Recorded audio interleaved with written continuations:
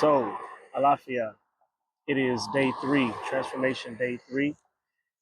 And I didn't get to do day two because, I was busy settling in and all of that here in, San Diego, California. And I am sitting on the curb outside, across the street from my parents' house. That's their house right there. Um, but I'm sitting at this field, small field that used to be a street. My parents moved into this house in 1985. I was 1 year old. And in 1992, the street that was there, because if you see that wall there, on the other side of that is a highway. And in the middle of the highway, there was a stoplight. So they wanted the highway to, have more free flow. And so they got rid of the street that led up to the highway. And in their construction or whatever, they found mastodon bones that, once they got archaeologists to come in and date them, um, turned out to be uh, over 130,000 years old. Now, the significance of this is that the bones had mathematical markings on them, essentially saying that there have been people here in the Americas, in California, for over 130,000 years. Uh, many historians don't agree with that, but since when have I been one to follow the narrative of the norm? Um, but I bring that up in terms of this journey that I'm on because it speaks to me every time I think about it. This discovery site right across the street from my parents' home, um, and the realization that history, what is buried, can never be buried for too long. That there is always a possibility of that which is important, that which is needed, being discovered, right? And that is the nature of transformation, because transformation is about death and rebirth. It is about taking a substance, a thing, and turning it into something else, transforming it. And when I look at it from this perspective, it's like, I know that a part of me has to die. I know that another part of me has to be reborn, but which parts do I choose? And, having knowledge of human design helps, because I can single out my genes. I can single out what to focus on. Um, and that's an amazing thing. It really, really is, to be able to single out the gene keys, single out the gates, single out the matrices, single out the wombs, and find the possibilities in those particular traits, in those particular characteristics. Because what I know for sure is that destiny requires character. Destiny is character. Character is destiny. You cannot live out a destiny unless you are the character necessary to walk that destiny out.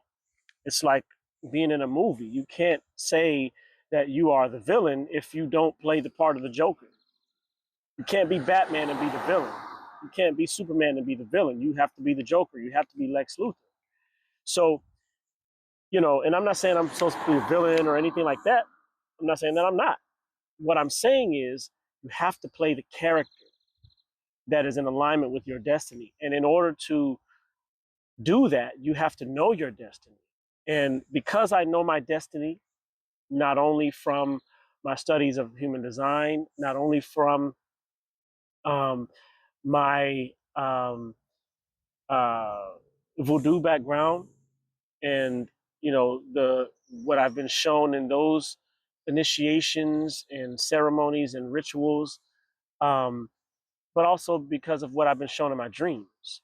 And in those spaces, I see myself. I see who I'm meant to be. I see who I'm supposed to be, and I see what it requires because I know the character that is required, and that is where I automatically I'm like, okay, I have to develop this skill, I have to develop this trait, I have to develop this characteristic to know, you know, what has to be done.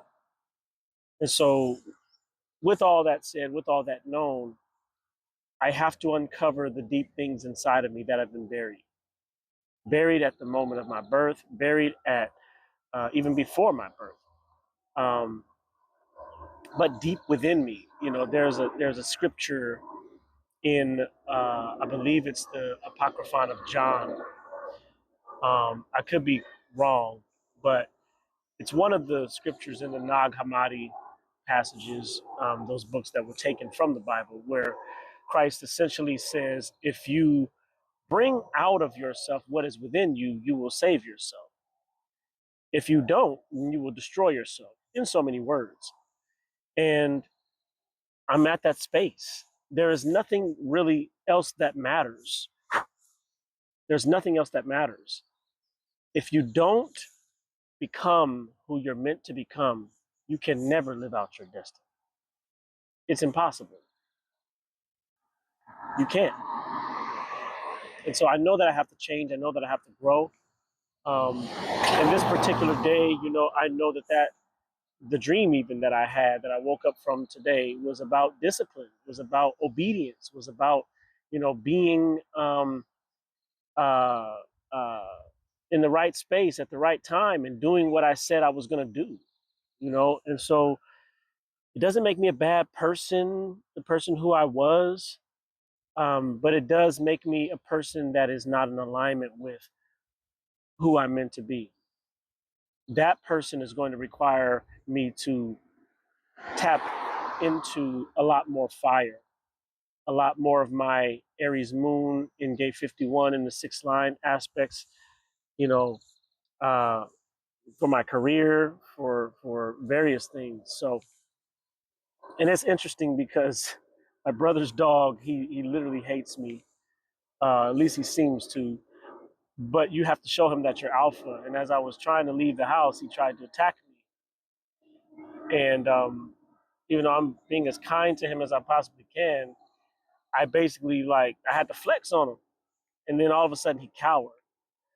And um, that showed me a lot, because I told him he was hiding under the table. And I said, you're going to make me become somebody that I don't want to be. And then as I was walking and as I'm even sitting now, I'm like, but is it someone that I don't want to be? Or is it someone that I have neglected?